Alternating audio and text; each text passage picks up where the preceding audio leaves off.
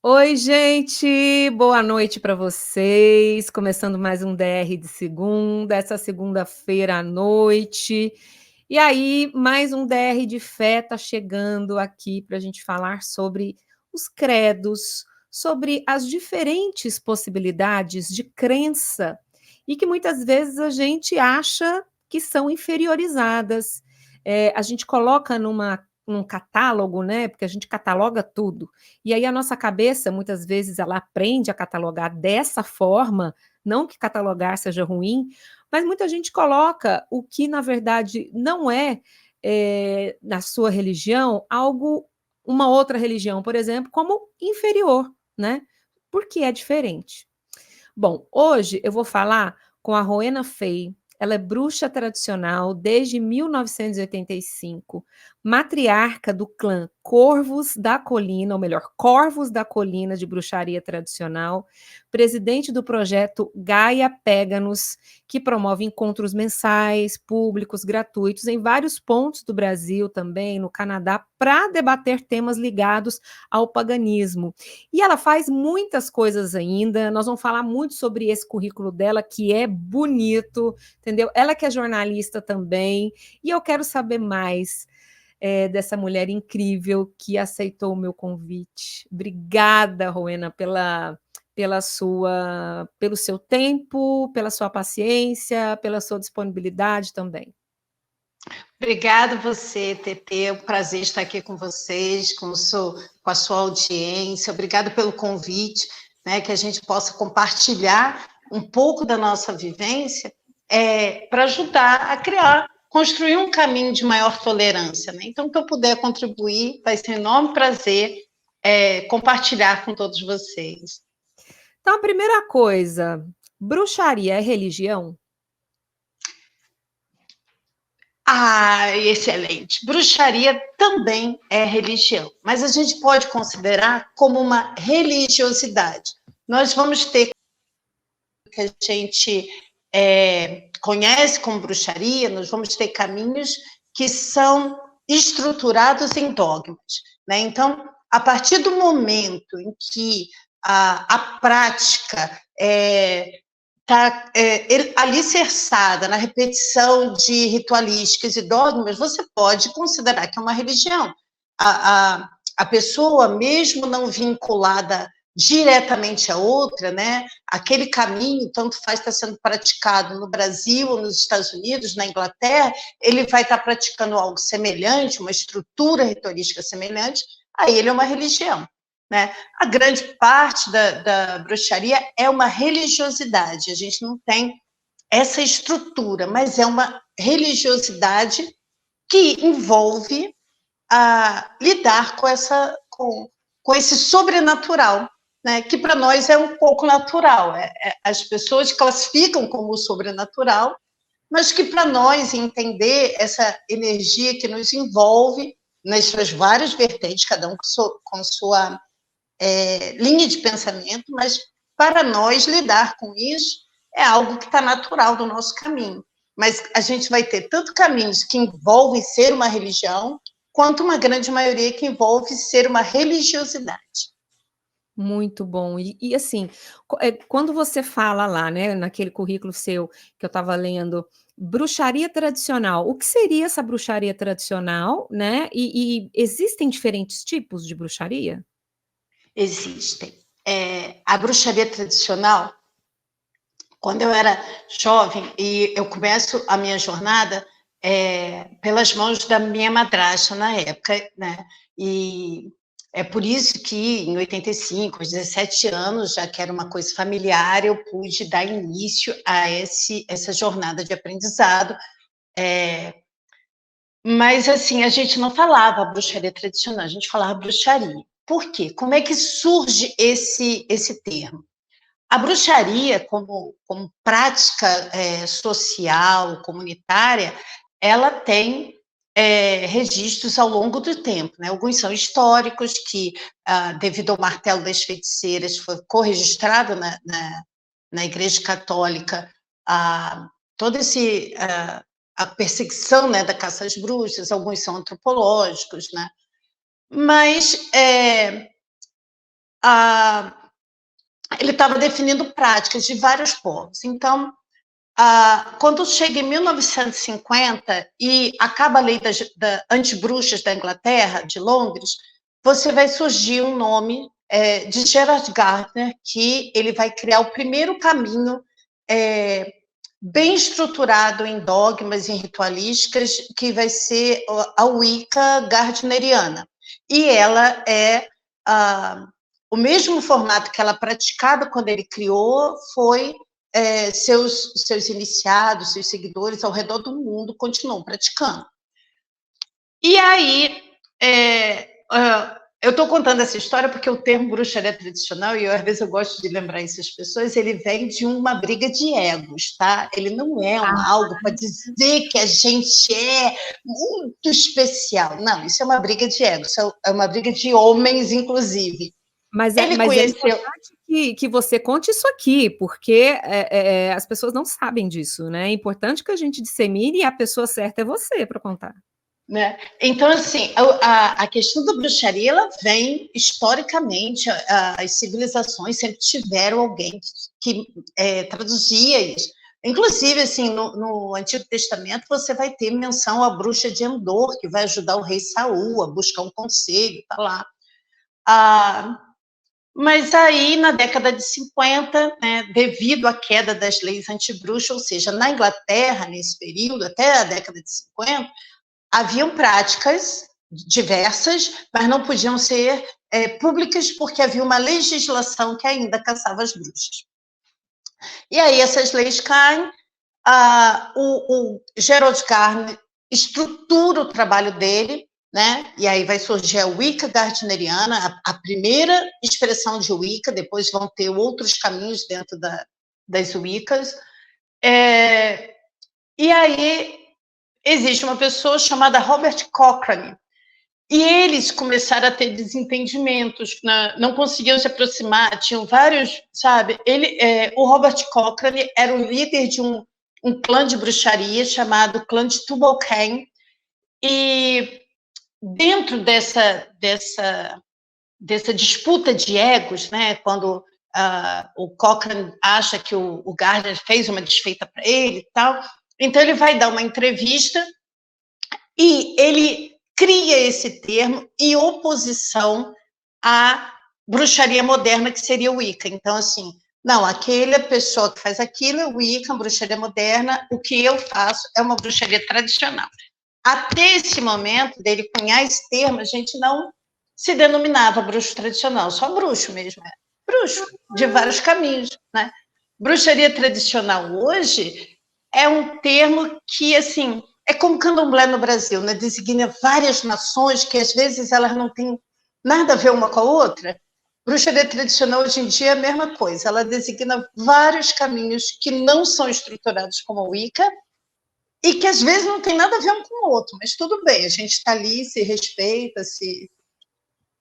Muito interessante. E qual é, por exemplo, até fiz essa pergunta para Vatuzzi, que também é do candomblé, depois a gente vai falar sobre isso, sobre Deus, né? Se o candomblé tem um Deus, por exemplo. Ela nos explicou que não é bem assim, depende, tem e não tem, tal. Na bruxaria, existe um Deus ou um ser supremo, anjos, tal? Como é que é feita essa questão de estruturação, assim, dentro da bruxaria?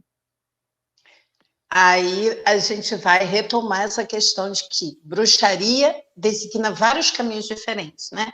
Então, nós vamos ter caminhos como dos magos da Telema, ou caminhos de pessoas que trabalham essencialmente com magia angelical e entendem, né? Outros não vão nem chegar perto, né? Algumas pessoas cultuam antigas deidades do Egito, da Grécia, de Roma, dos povos célticos. Então, cada um vai abraçar uma cosmogonia diferente, uma forma de dizer como é que foi criado o mundo, uma forma de dizer como é que é gerenciada essa energia do mundo, o pós-vida, a transição.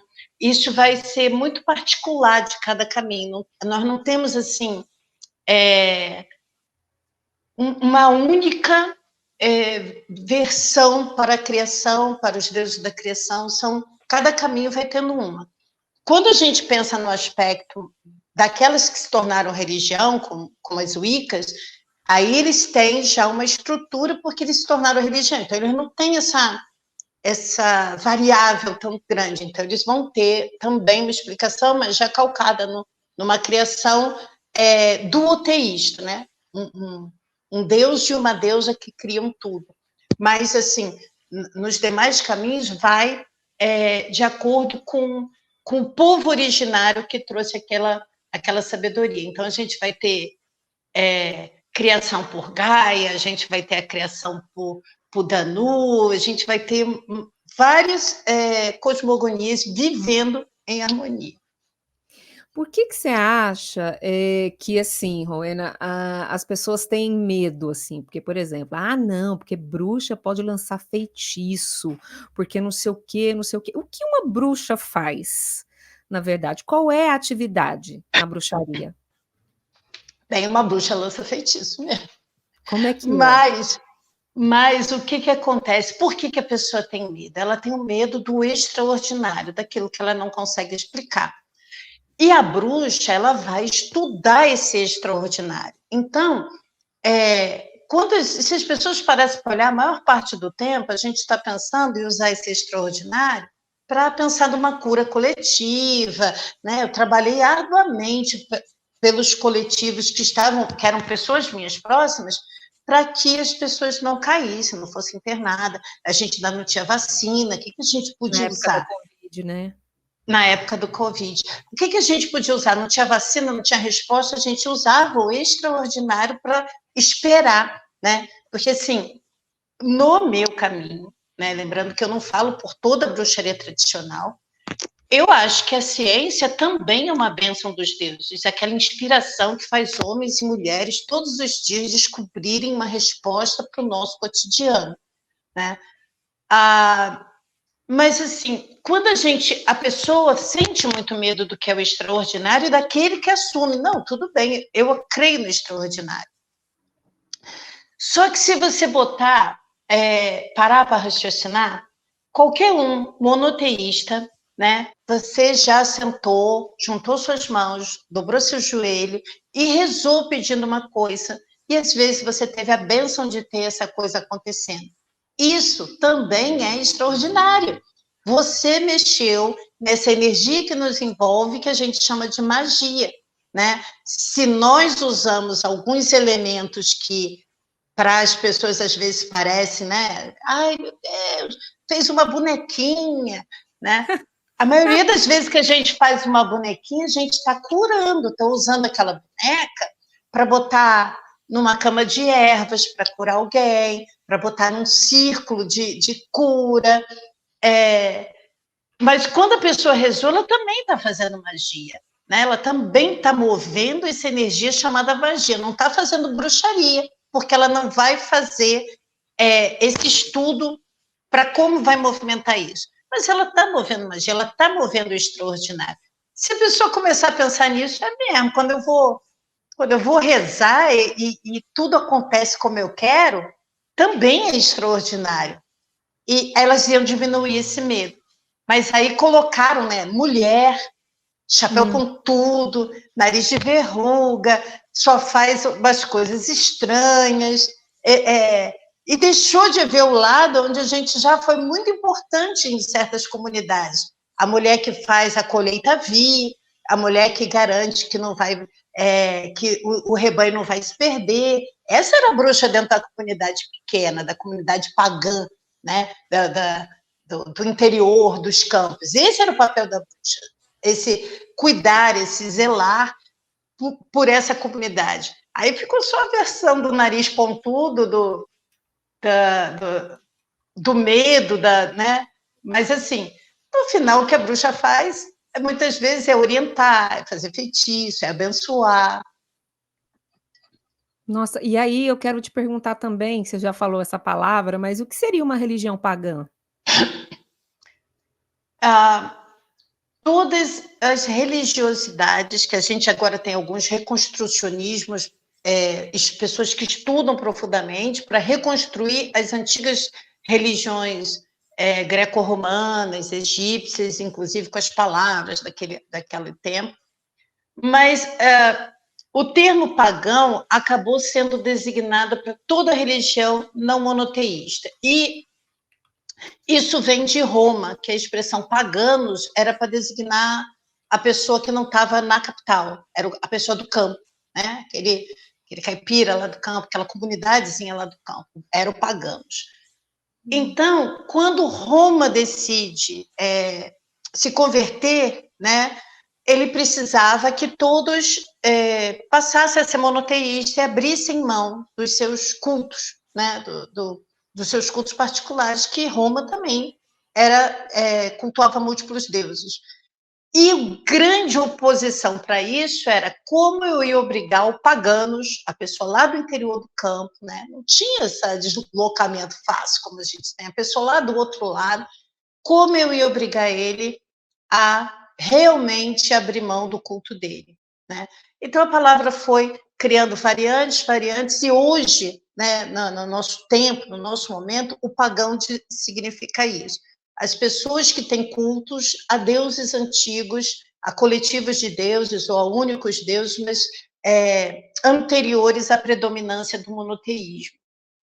Gente, esse DR de segunda hoje tá uma aula maravilhosa. Vou te falar, Rowena, meu Deus do céu. Sabe por quê?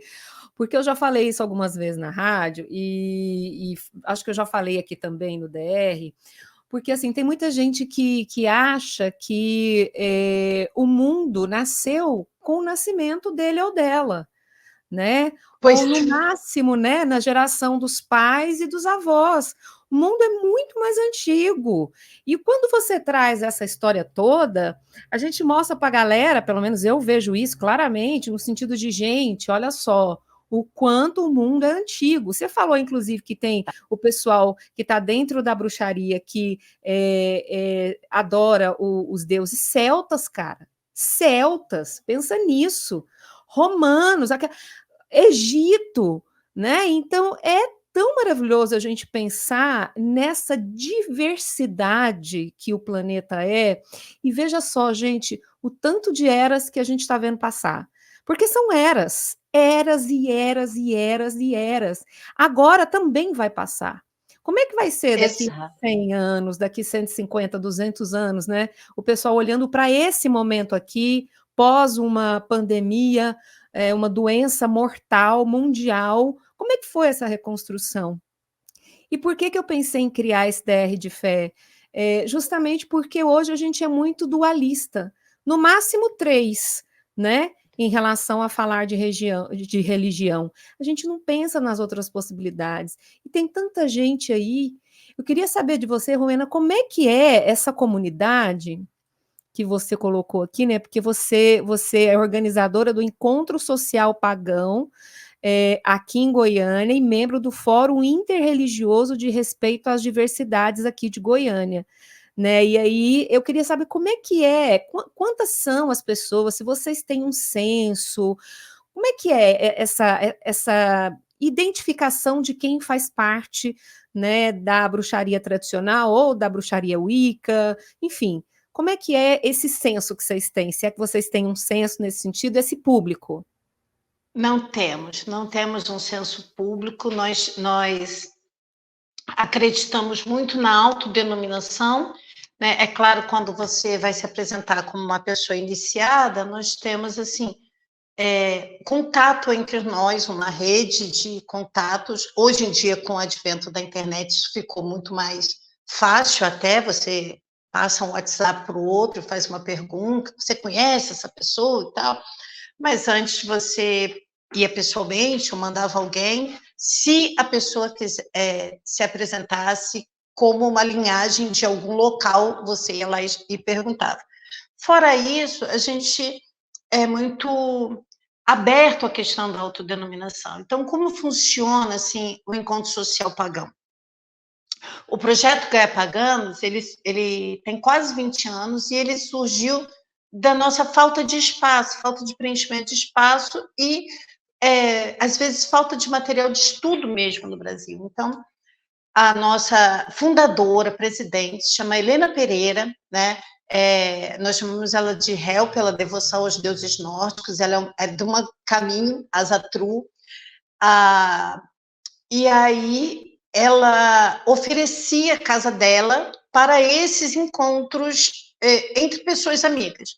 Só que isso foi crescendo, porque aí você não tem um censo, você não tem um local, às vezes a gente não tem templo físico, pela nossa própria história de perseguição. Então, é muito pouco provável você encontrar, assim, uma placa escrito coven, clã, tradição. A gente tem uma prática que é muito retraída entre os membros, né? Às vezes ela não é muito publicista. E aí ela ofereceu a casa dela, isso foi ganhando espaço, foi ficando incômodo, vamos ser, né, muito francos, isso foi ficando incômodo na casa dos outros. E aí, lá no Rio de Janeiro, esse encontro foi levado para a Quinta da Boa Vista, um local central com vários tipos de acesso, né, metrô, ônibus, trem, e aí pensou-se nesse propósito, assim, por que já que a gente vai se encontrar em público para trocar ideia, conhecimento, um ensina o outro, por que a gente não faz isso de uma forma pública, gratuita, um piquenique coletivo, quem tiver curiosidade pode sentar ali, não é cobrado da pessoa que diga assim, a pessoa pode sentar ali e falar, eu sou só um curioso, posso sentar aqui e ouvir o que vocês estão falando? E ela pode, a gente nunca vai levar um tema que seja que precise de maiores explicações para a pessoa não ficar com uma dúvida grande na cabeça. A gente leva temas justamente que a gente, às vezes, quer compartilhar com a sociedade. Tá? E aí, pessoas de outros estados foram perguntando sobre a metodologia e acabou que o projeto foi crescendo, a gente foi desenvolvendo unidades em outros estados. Há pouco tempo, esse mês, a gente não conseguiu fazer o encontro em Goiânia, no mês de fevereiro. Em março nós vamos fazer e vamos retomar nossa agenda do ano, mas já teve os do Nordeste acontecendo normalmente, e todo o nosso trabalho é voluntário para a comunidade, né? Para a comunidade pagã e para ajudar a comunidade pagã a ser vista, né, em público. Ninguém, mesmo porque, assim, vamos combinar, TT, as bruxas às vezes são meio exóticas, a gente gosta de rapa, o lábio do cabelo, a gente gosta de se enfeitar, a gente é meio exótico, somos um povo meio exótico, os homens também estão sempre gostam dos seus colares, a gente gosta disso. Então, às vezes a pessoa vai ver a gente assim, trajado de uma, mais alegre, com cores, conversando, alegre, não tirar, dispersar aquela ideia. O propósito do projeto é esse, dispersar aquela ideia sombria a respeito do que a gente está fazendo quando está conversando, né? O que tem um monte de bruxa conversando, estão fazendo o quê? Devem estar, né, aquela sombra da... Mas a gente não conseguiu ainda, às vezes, fazer um censo, né? A gente não tem uma organização centralizada, sempre acaba esbarrando no fato que a diversidade é muito grande. E a pessoa, às vezes, que se propõe a fazer uma federação, alguém quer impor as coisas aos outros, e bruxas são muito rebeldes, muito insubordinadas, a gente acaba largando, sabe? Largando de mão e deixa, vamos pensar, daqui a 10 anos surge outra pessoa, se a gente gostar, a gente vai apoiar. E aí... Nossa, é tão bacana a gente ver essas organizações, né? As nossas organizações como humanos, né? É muito interessante. Eu sou fascinada. Quero te fazer uma outra pergunta aqui. Como é que é feita a iniciação que você tinha comentado, assim? E outra pergunta, assim, se uma pessoa, uma mulher, né, que vai para as reuniões, tem uma criança, onde é que ficam as crianças? Eu penso muito nas brinquedotecas, assim, sabe? Porque tudo quanto é lugar que eu tenho que levar o menino. Mas como é que é essa iniciação? A iniciação, sabe, do bebê, se existe, da criança pequena, se existe? Como é que é feito esse dia a dia? Olha, o processo iniciático, como são muitos caminhos, eles vão variar, né? Então, assim, falando do meu caminho, Nós, em geral, abrimos um período, né? Como eu tenho o hábito de ser um pouco, às vezes, mais fechada, esse período dura um longo tempo entre um e outro, o que a gente chama de círculo externo. Então, a gente recebe as pessoas que querem, se candidatam, e ali a gente começa a ter conversas sobre história da bruxaria, paradigma, mas sempre com algum elemento de magia também, para a pessoa ir treinando, para a pessoa não achar que está só fazendo a sexta série de novo, sabe? Pesado, só conceitual. Então, a gente sempre divide entre questões conceituais, os nossos valores. O meu clã, especificamente, a gente tem códigos, né, de condutas que vieram dos celtas. Então, assim, sobre a hospitalidade, a cordialidade, são códigos de conduta. E a gente vai acompanhando essa pessoa para ela saber se ela quer ficar, né? Ela é livre, completamente livre, e para nós sabermos se colou, se deu a liga, porque um clã, a palavra africana para uma forma que um clã vive é Ubuntu, né? Eu sou porque nós somos, um cuida do outro, ele é um vínculo comunitário familiar. Muito Então, sério, né? tem gente que não vai gostar disso, vai preferir uma outra maneira, e está tudo bem. Existem muitos caminhos na vida, porque tem muitos caminhantes, e você tem que achar aquele onde seu coração está. Então, a gente tem esse período, que às vezes dura um ano, e que a pessoa vai nos conhecendo e nós conhecendo a pessoa. Se nesse período, quando chegar perto de uma celebração sazonal que a gente prefere para fazer iniciações, aquilo deu a cola, deu a liga ali, nós perguntamos se a pessoa deseja e faz toda a cerimônia, a celebração, que aí é a parte onde é guardado aquele mistério, porque o mistério é a preservação, inclusive, não só dos saberes, mas também da emoção de quem recebe, de quem atravessa aquele véu, né? Quando você já sabe tudo que vai acontecer, você não, às vezes não tem aquela emoção. Sobre a questão das crianças que você colocou, o encontro social pagão, ele é um grande piquenique, tá? Para começar, nossa estrutura de um grande piquenique, e nós incentivamos em todos os lugares ele ser feito em parques públicos. Então, sempre vai ter algo para a criança fazer. Todo mundo que vai aqui, vai com criança, leva criança, a gente faz no Bosque do Buriti, que tem brinquedo também. Nos outros estados é sempre um parque público onde a gente possa garantir que tem algum banheiro, né, que a pessoa possa usar, que tem acesso à água, e a gente faz aquele piquenique. E todo mundo se reveza para ajudar a cuidar das crianças, para brincar com elas um pouco, para dar uma atenção para elas. Nossa, agora, interessantíssimo. É muito bacana, porque, assim, é muito divertido. Você tem uma vez por mês que você vai num grande piquenique, cada um levou uma coisinha e bota ali, diferenciado, então você vai provar o que o outro levou também, e vai todo mundo conversando. Quando a gente vê, a gente sempre coloca uma hora limite, que a gente sempre não obedece, vai além, demora, né? Mas, assim, quanto a criança dentro da atividade do clã, as nossas celebrações sazonais, os ritos sazonais, eles são uma festa de grande alegria. Então, o preparativo anterior, que vai exigir que você esteja concentrado, um foco, isso é para os adultos, né? Então, alguém vai ajudar. Se tiver criança ali, alguém está com criança, alguém vai ajudar a entreter essa criança, um brinquedo, um livro.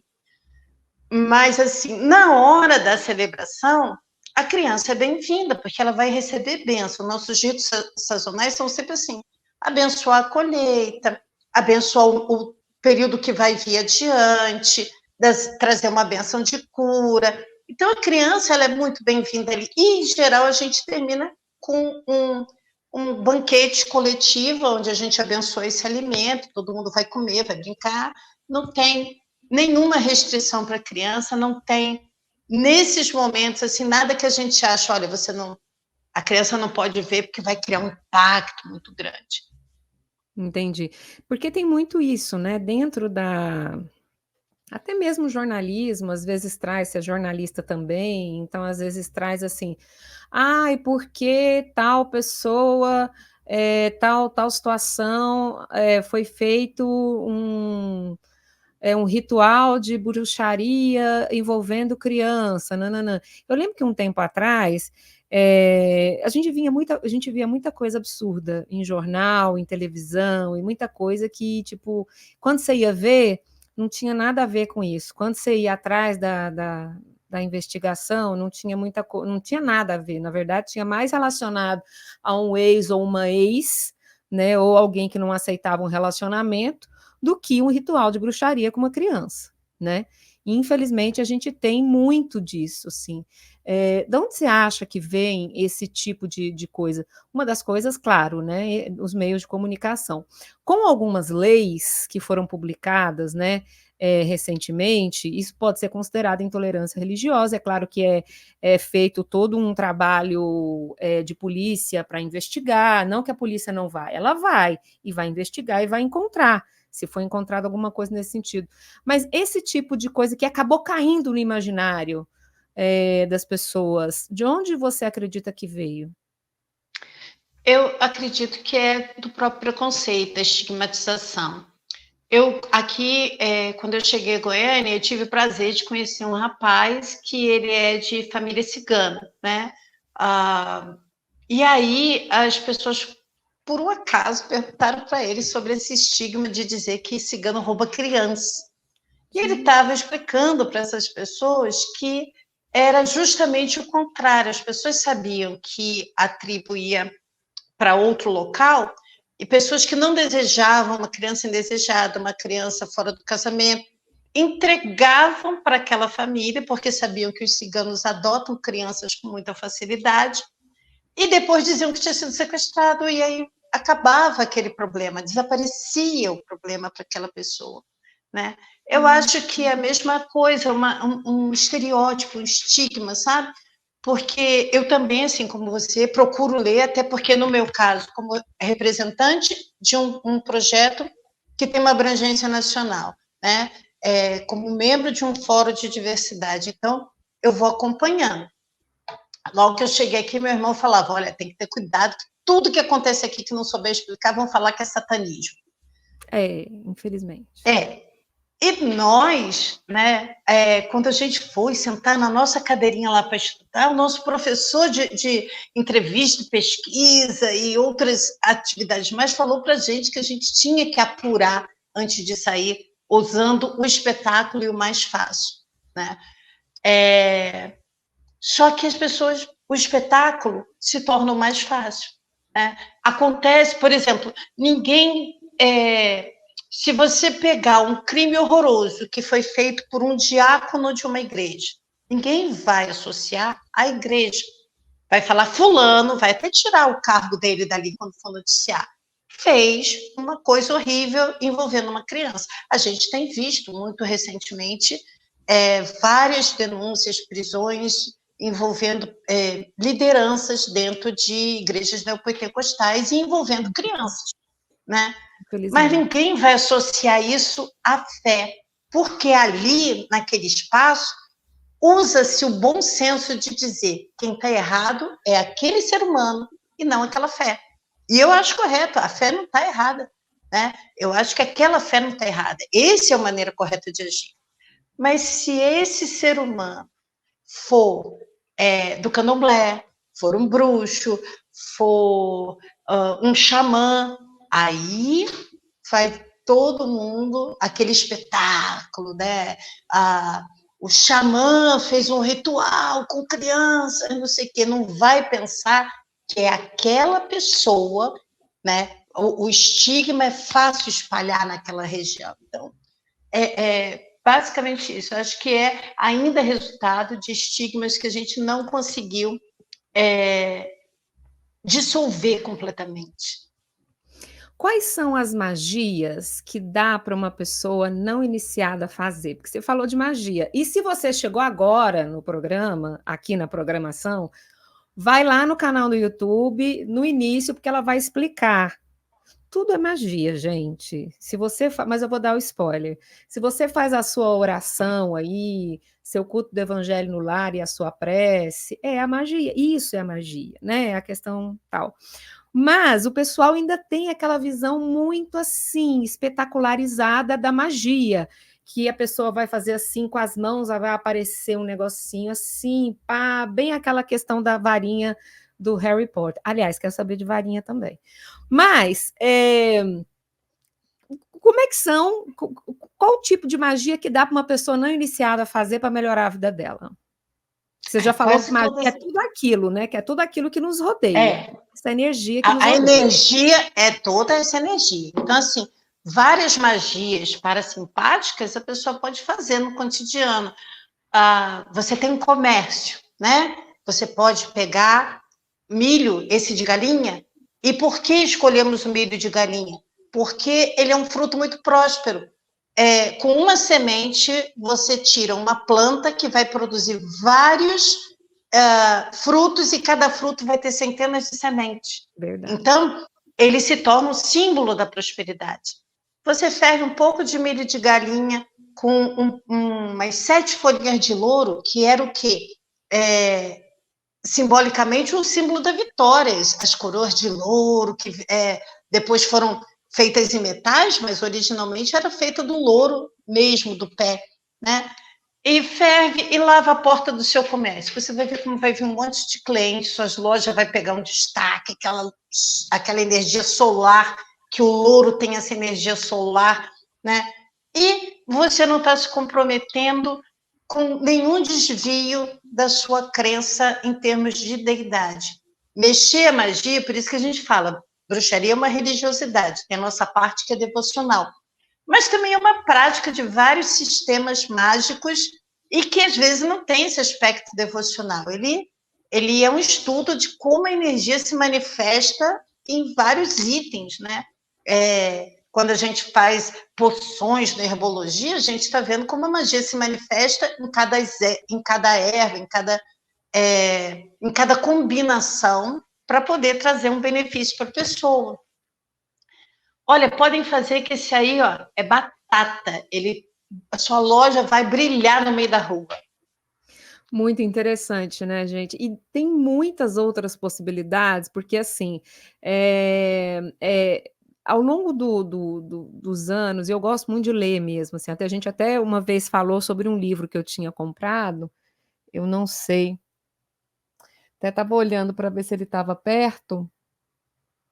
Eu acho que ele está ali. Vou colocar você na tela cheia quando você estiver respondendo essa pergunta e vou ver se o livro está ali. Que eu comprei a respeito da bruxaria natural, né? Então, o nome do livro é Bruxa Natural. E aí, quando você vai e lê o livro, tem várias coisas lá interessantes, mas fala muito do jardim, né? E da natureza. Existe uma separação de quem trabalha com a bruxaria voltada só para questões da natureza? Só, tipo assim, chás, ervas. Teve uma série que eu assisti uma vez, olha, depois eu fiquei fissurada, apaixonada, neurótica, para não falar outra coisa, querendo conhecer as plantas. As plantas. O que essa planta faz? O que essa outra planta faz? Sabe? Qual é o princípio ativo dessa planta?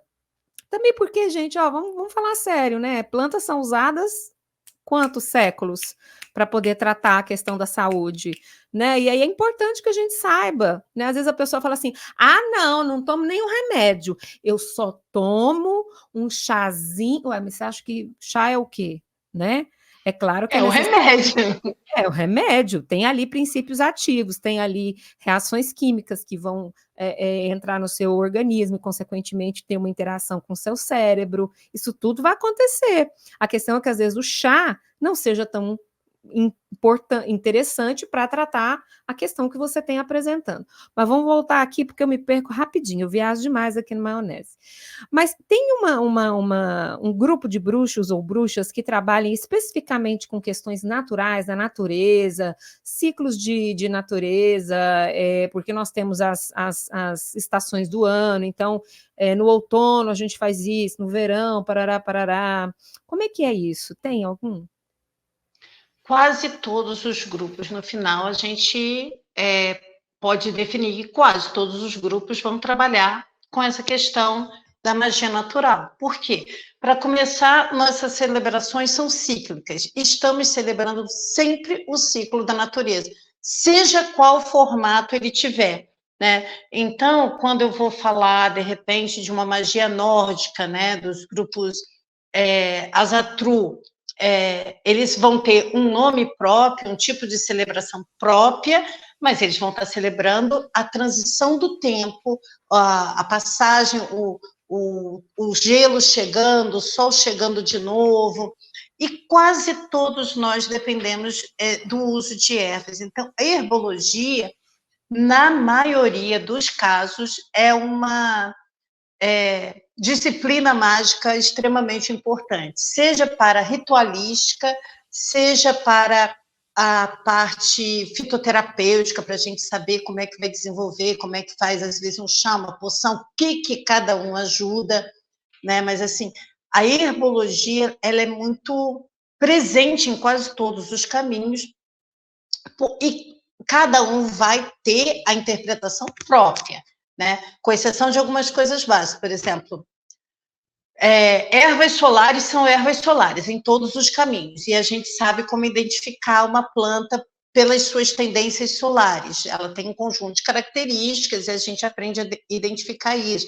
Ervas jupiterianas são aquelas de folhas muito grandes, de flor, quando tem flores são muito grandes, que tudo cresce muito, né? A gente vai aprender esse conceito, mas a aplicabilidade vai depender de cada caminho, né? Mas quase todos os caminhos têm esse aspecto natural, né? Quando você está celebrando, a maior parte das nossas celebrações ou são para a Lua, que são celebrações, às vezes, mais com um caráter, um potencial energético, às vezes, mais feminino, né? Ou são os ciclos da transição das estações do ano, né? E tudo está sempre muito voltado com essa parte natural. Agora, existem caminhos que só se utilizam dessa parte natural. Aí você poderia dizer que tem caminhos específicos que só praticam bruxaria natural.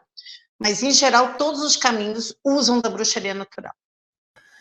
Ai, meu Deus do céu, que massa, assim. E olha só, esse aqui é o primeiro livro que eu comprei, esse aqui, ó.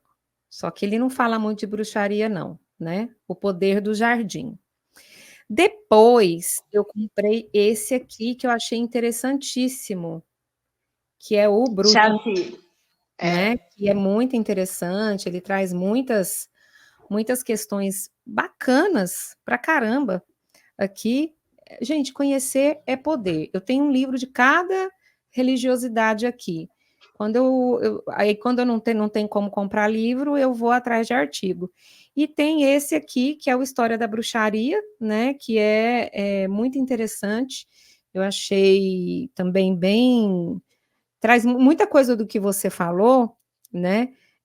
Na sua fala inicial, tem aqui também. E você tem um poder de síntese que é uma coisa maravilhosa, porque esse aqui traz um monte de, sabe, muito, muito detalhe. Muito detalhado. É para aprofundar o estudo, esse aí é maravilhoso. Recomendo, né, quem quiser entender como é que acontece, que às vezes, pessoal, eu convido vocês não precisam querer ser bruxo, mas vocês podem entender como é que aconteceu tudo isso, né? Ele é um livro de história, né? Vocês vão começar a entender que bruxos gostam muito mais de dançar, conversar, compartilhar, banquetear, do que de perder tempo só nas figuras estranhas que a gente vê nos filmes. E não tem nada a ver, né, gente? Não tem nada a ver, sinceramente, com aquelas figuras que a gente para olhar nos filmes. Mais uma pergunta aqui, tá quase acabando, te juro, mais uma pergunta. Harry Potter, quando começou, deu um boom, assim, de procura em relação aos grupos que você faz parte? Sim, Por bastante. favor. Sim. E aí nós temos a internet, ela criou um problema assim, uma pequena dificuldade para nós pessoas de mais idade, né? Porque assim, no meu tempo, na época que eu comecei, eu sabia que tudo tem um tempo do aprendizado, do conhecimento, da formação do conhecimento. A gente não tinha essa facilidade que tem hoje, não tinha falar, pesquisa no Google, não tinha celular para isso, não tinha computador em casa para isso, não tinha internet para isso. Era no livro, era no aprendizado, montando seus grimórios a partir daquilo que a outra pessoa estava te passando e você treinando e aprendendo, treinamento ali constante. Eu não estou desmerecendo o tempo moderno, ele te oferece uma série de facilidades, mas ele também trouxe uma angústia ao jovem que ele quer chegar lá muito rápido, né? Sem entender que o resultado que a gente obtém quando chega àquele ponto do aprendizado lá adiante, é porque a gente praticou devagarinho aqui, né? Ninguém vira um especialista sem prática, sem treino, sem aprofundamento do conhecimento. E aí começou a ter os filmes estimulando, que tem uma parte boa, que ele desmistifica algumas coisas. A gente tem um bruxinho, que é o herói, é um fofo, e gosto muito, né? Mas tem a parte que ele estimulou aquele desejo por esse imaginário fantasioso, né? Porque é óbvio, ali é ficção, gente, é claro. Sendo autora uma inglesa, e a Inglaterra tem ainda muitas expressões de caminhos, né? Ali em Harry Potter tem um pontinho ou outro que, se a pessoa perguntar, fala: vocês têm varinha? Temos. Vocês, isso aqui existe? Existe, não dessa forma. Isso aqui pode ser? Pode, mas não é dessa forma. Ela pegou aquilo tudo que talvez por conversas, ou pesquisa, ou conhecimento com alguém, e ela moldou com ficção. Então, não é assim tão simples. Ai, todo mundo de nascença tem uma coisa que vai fazer a gente... Não, bruxaria é um trabalho incansável de aprendizado cotidiano, de estudo cotidiano, de prática cotidiana, de exercício.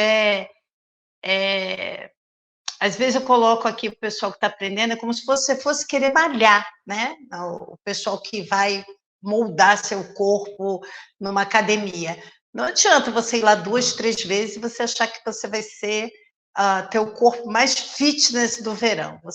Aquilo exige dedicação, disciplina, exercício constante, né? E no nosso caso, aprofundamento, autoconhecimento, muito estudo, né? Então tem uma parte que é boa, que você vai ter um cenário totalmente diferente. Quem não adorava a Minerva, maravilhosa, o chapéu pontudo lindo, mas assim, você tem uma parte que criou um público que busca uma fantasia de resposta rápida, ele quer, né, se descobrir o bruxo das galáxias da noite para o dia. E isso aí a gente está tendo um trabalho para tentar ajudar e falar: não, meu filho, não é assim, ali é ficção.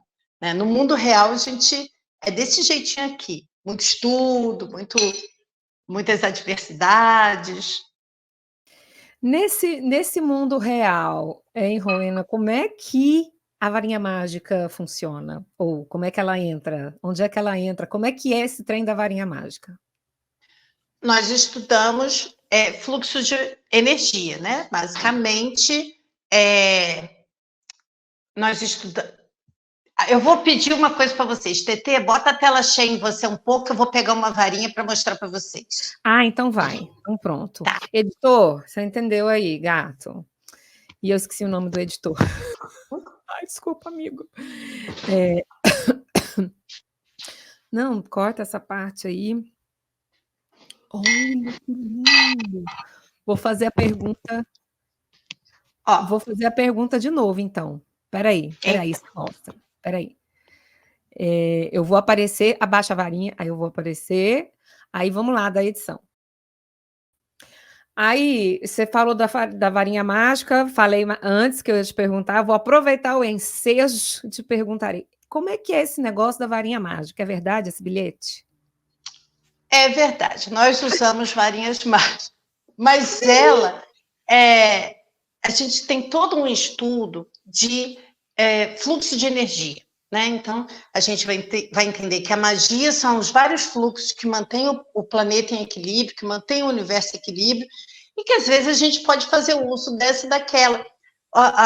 O grande tchan é que a gente vai pegar essa energia que está aqui disponível e vai usar para transformar alguma coisa, modificar alguma coisa, né? O grande cotidiano da bruxaria é moldar essa energia para moldar seu dia a dia. Então, o que a gente faz? Ó, uma varinha mágica. Olha. Uma das minhas varinhas mágicas. A gente não é obrigada a ter uma varinha mágica só, não, tá, gente? A gente pode ter varinha mágica para funções diferentes, né?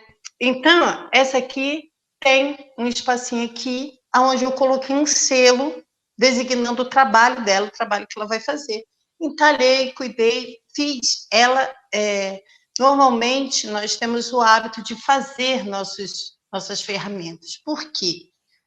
O ato de confeccionar com foco, né? Quando eu não estou confeccionando e assistindo um programa de TV, eu estou ali focado no que eu estou fazendo, eu estou botando energia, estou botando assinatura mágica nela. Entendi. Então, no momento em que eu vou, né? Toda varinha mágica, ela também representa para a gente o poder do fogo, o poder transformador do fogo. No momento em que eu ergo para dizer que ela vai fazer alguma coisa, ela está conduzindo de uma maneira, esse é o papel da varinha. O movimento que eu fiz de captar energia, de moldar energia, ela vai conduzir num fluxo único. Né? Então, ela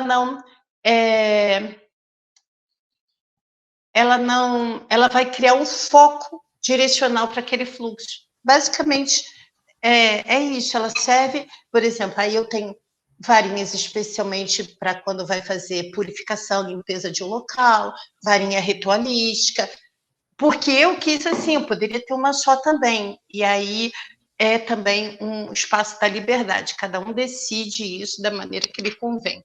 Mas como eu gosto de estar toda hora mexendo e fazendo uma coisa nova, né, tudo que eu vejo na natureza eu vou às vezes pegando, é um cúrio, ai, caiu um ninho aqui, o que eu posso fazer de magia um dia com um ninho? Aí eu já levo, e aí quando você vai ver, eu tenho um espaço, um cantinho que é só pote com erva, de tudo quanto é tipo, mas para quê?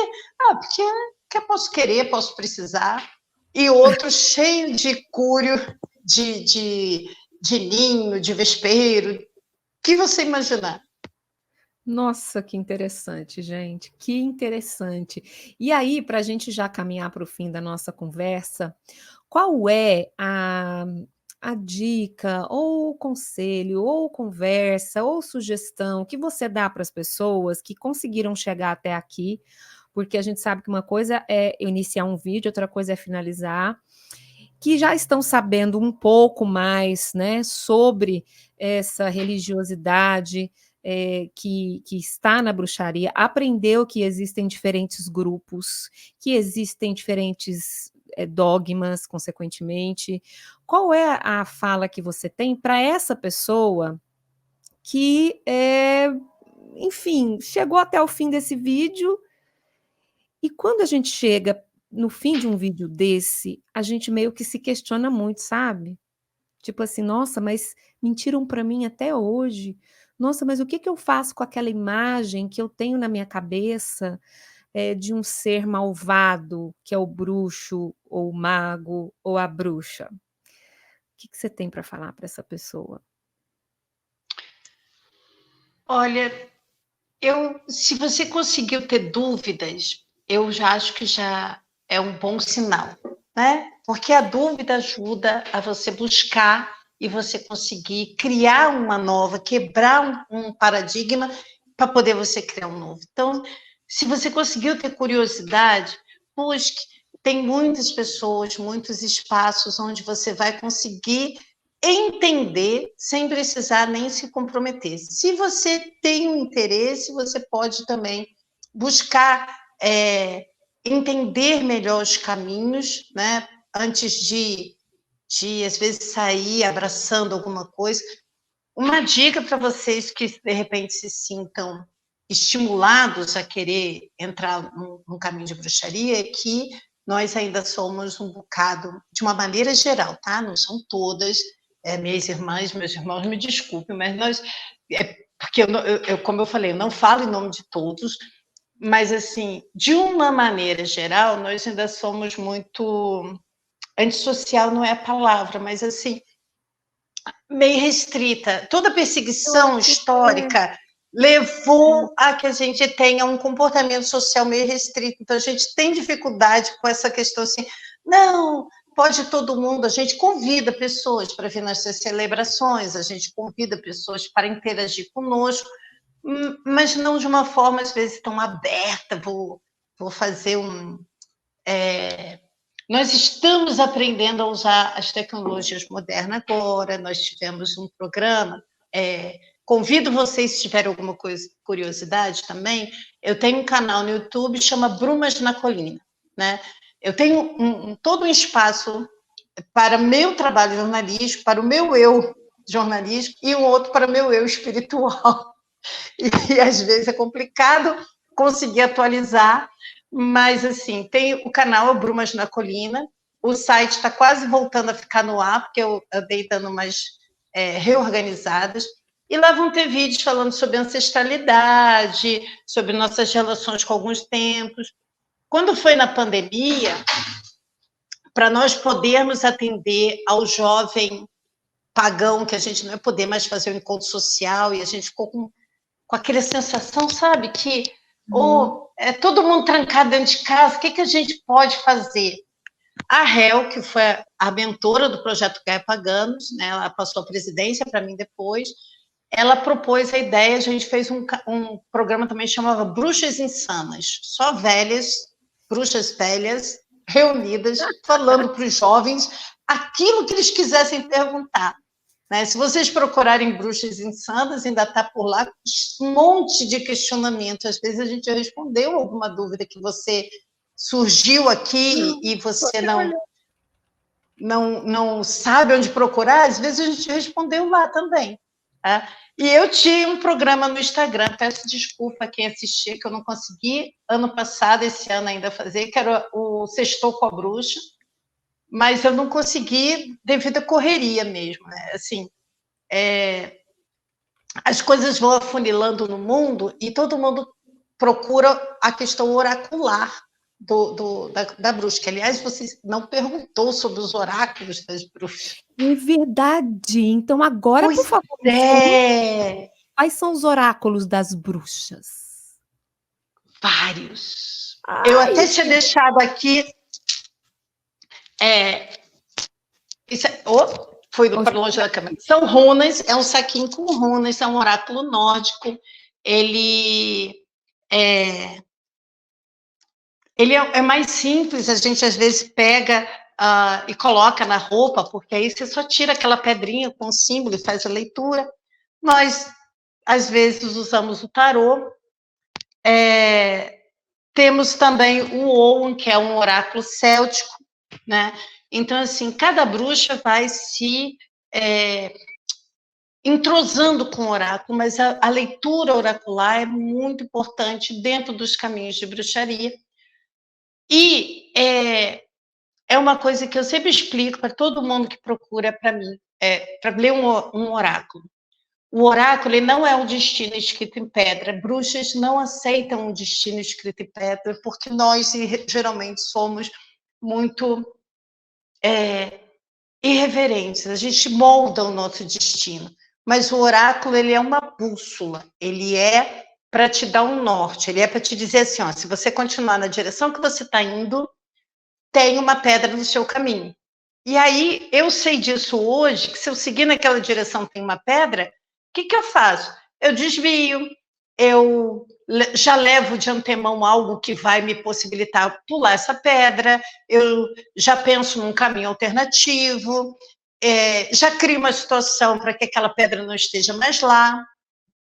Então, é para isso que serve o oráculo, como dentro do nosso caminho, como uma bússola, como aquilo que nos dá uma orientação, né?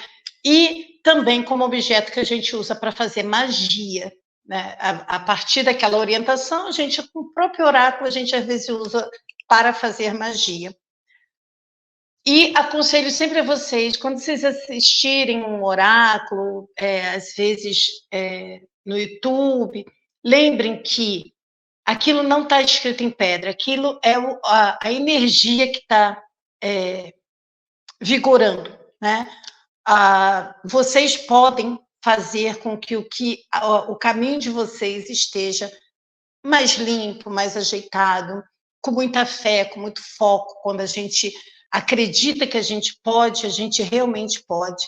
Não, não é a fé que remove as montanhas, né? Então, é isso. Vocês acreditem que vocês podem melhorar o caminho de vocês e não vai ter nenhum obstáculo na sua frente, porque é a sua fé que vai levar você adiante. E se vocês quiserem dar uma olhada lá nesse canal Brumas da Colina, todo ano eu faço, dentro do meu clã, a previsão oracular para o mundo, para o Brasil e para a cidade que eu estiver morando, né? No caso, agora, para Goiânia. E aí faço e compartilho isso com o meu clã, faço do meu clã também, compartilho com eles, e algum tempo atrás, desde essa impossibilidade da gente fazer isso presencial, que aí criamos o hábito de gravar. Então, as leituras para o mundo, Brasil, e a cidade de Goiânia também estão lá no canal do Brumas na Colina, né? Lembrando que quando a gente tira o oráculo para o mundo, não está tirando para individual. Aqui, o objeto da pergunta é o mundo, né? Você dentro do mundo, você pode, a maior parte das pessoas passar por um problema e você dentro do mundo não, eu estou vibrando de uma forma diferente, eu não vou passar por aquilo. Muito bom, muito bom. Olha, depois que você falou dos oráculos aí, eu já tive aqui mais umas 5 perguntas, mas se deixar, a gente vai ficar aqui 2 horas. Eu sei que a vida é corrida, a minha também, mas nós vamos voltar a conversar, papear aqui, de repente, uma roda aí e isso porque a gente nem falou do candomblé, né? Porque ainda tem, né, a sua atuação no candomblé, mas a gente fala em um outro momento, porque tinham tantas perguntas e eu tinha tantas dúvidas em relação a isso, e eu achei muito bacana a forma como você explicou. Quero te agradecer muito por esse momento. Você está no Instagram? Como é que o pessoal te segue? Estou no Instagram, @roenafei. Eu, na verdade, até tenho um TikTok, mas eu não consigo atualizar, gente. Eu sou velha, vocês me perdoem. Tem preguiça. Vocês me perdoem. Mas, assim, minha filha criou e eu não consigo. E o blog do Brumas da Colina já vai voltar para o ar. O YouTube é o Brumas na Colina, Brumas na Colina. No Instagram, a pedidos, assim, a gente deve voltar com as lives de sexta-feira, porque, em geral, nessas lives, a pessoa pedia, eu tirava a energia da semana para outra semana dela, não sei o quê, ficava aquela brincadeira, aquela interação. Então, é só eu conseguir organizar as coisas, eu volto, prometo, volto com... Né? Muita coisa, gente, para fazer. Não é? Tem época que é tudo, né? A gente nem falou do ano de Saturno. Outra... Tem que voltar. Que dia que começa esse ano de Saturno? Já começou? Já começou. Você não reparou que janeiro parecia que durou 3 anos e fevereiro, de repente, começou assim, parecia um vendaval? Já é tudo resultado do ano de Saturno. E nós vamos voltar. Eu fiquei sabendo que esse ano os planetas todos vão mudar de casa, é verdade? Vão. De casa E no vão zodíaco? para suas casas definitivas por um longo tempo. Vão trocar as suas posições no mapa zodiacal e vão ficar lá por um longo tempo. É provavelmente o ano em que a gente vai ter uma transição de modo de viver, né? Outras coisas vão surgindo, mas assim, eu entendo que como jornalística a gente não vai ficar esticando aqui, mas eu te agradeço demais o convite, TT, você é um amor. Foi ótimo conversar com você. Por fim, a gente pode conversar várias vezes. Quando você quiser, a gente pode chamar. Quem sabe um dia a gente não faz, igual a gente faz ela no Sextou. Várias mulheres, tudo falando ao mesmo tempo, é tão gostoso, aquele papo de mulher. Vamos fazer, eu já quero. Ó, um beijo para você. Vocês viram, gente? Uma mulher, gente como a gente, mãe, entendeu? Faz 325 coisas, ainda tem a fé dela, multirreligiosa, porque, né? Tá aqui em duas, no mínimo, né? Porque tem, né? Ah, e só para a gente finalizar, eu sei que a gente já estourou o tempo, diretor. Uma pessoa que é católica, evangélica, espírita, nanana, pode, de repente, aprender sobre bruxaria?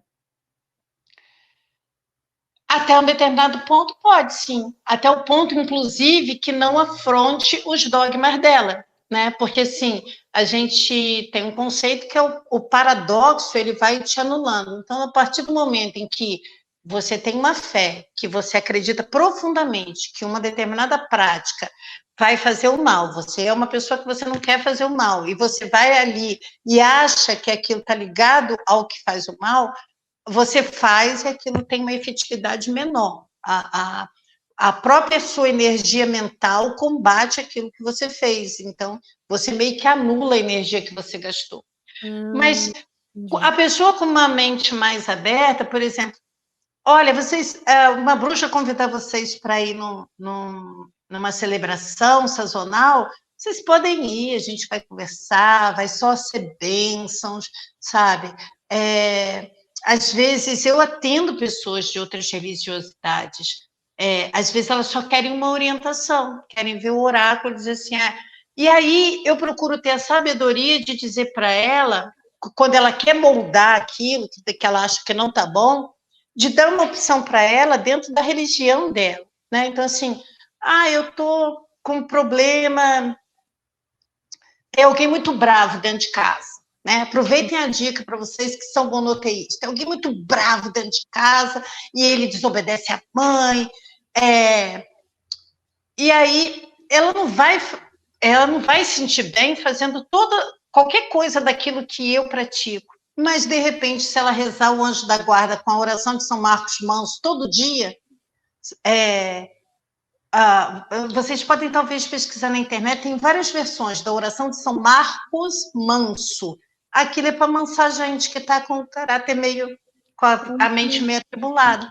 E é uma prece católica, da Igreja Católica, do caminho católico, vai ajudar ela vai conseguir fazer e vai ficar tudo bem, né? O importante é as pessoas conseguirem ser felizes. Quando a gente atende alguém no oráculo, a gente quer que aquela pessoa levante com esperança, bem, saindo feliz, olhando para a vida, sabe?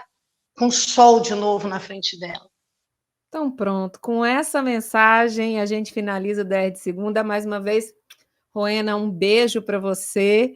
E é isso, gente. Beijo, minha linda. Um mês abençoado. Muitas bênçãos para vocês que estão nos assistindo também. Que a vida seja suave abaixo dos seus pés. Recebemos com toda a tranquilidade do mundo. Recebo também. Gente, é isso. Obrigada. Muito obrigada por nos ouvirem, nos verem até aqui. E aí já sabe, né? Próxima segunda tem mais uma DR de segunda. Comenta aí o que você achou, inclusive o que você achou desse formato, que é mais dentro de casa, né? Mas tá tudo certo, gente. É só porque a gente vai fazer um formato desse por um tempo, depois a gente volta para o estúdio, tá tudo certo. Graças à tecnologia dá para fazer esse babado, não é? Então pronto, ó. Beijo, até segunda que vem. Fui!